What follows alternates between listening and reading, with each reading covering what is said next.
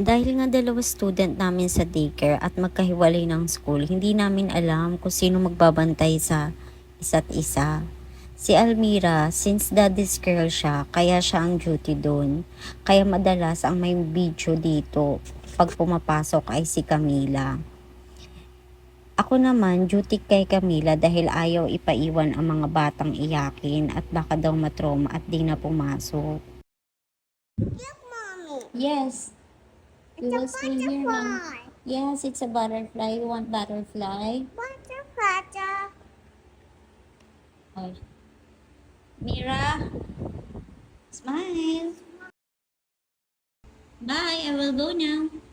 I'll go now, okay? Bye-bye. Love you. Okay na, bye-bye. Bye. I love you. You should sit there. You have friends, no? Hi, friend. Hi, friend. Say hi. Amo, say hi. You say hi.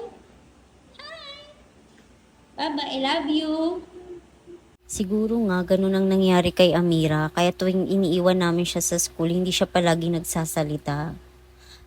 Ito naman si Camila, lagi akong bantay sa kanya, hindi talaga ako umaalis sa tabi niya kasi yun nga naman ang sabi ng teacher. Nung una hanggang pangatlong araw, palaging ganun, palagi siyang naiyak. At hindi siya sumusunod sa mga sinasabi ng teacher. Pero nung mga sumunod na araw naman na, kahit papano nakakapag-adjust na siya, nakikisali na siya sa mga classmates niya. Si Amira naman, noong unang araw, sobra talaga yung iyak niya, kaya naawa talaga ako.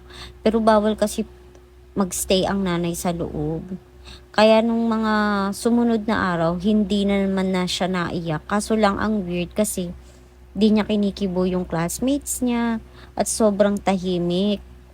Unlike kay Camila, bawal din magstay ang parents sa loob kaso hindi ako mapalagay dahil nga kapag dumatating siya ng school, nagbabago yung mood niya. From a lively kid, naging tahimik at parang tuliro.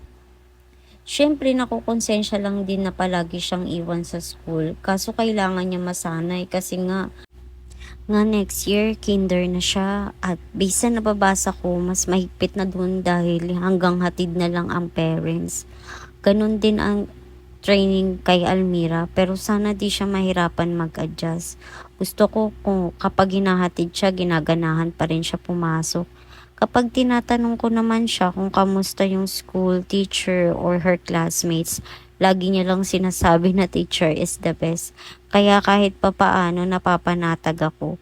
One time din, umuwi siya, uhaw na uhaw siya. Siguro nahiya magsabi sa teacher kasi nga ang sabi, sobra daw tahimik niya as in di nagsasalita. Kapag nag-greet ka sa kanya ng good morning, hindi kumikibo or hindi ka pinapansin. Kaya nakaka-worry din kasi nga hindi mo nakikita yung ginagawa ni Amira. Unlike kay Camila na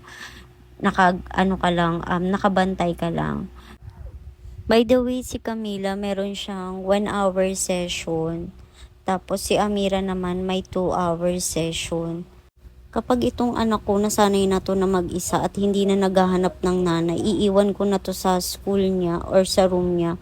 Para naman, alam mo yun, maging independent naman siya at hindi siya umaasa na palagi akong nandyan para sa kanya.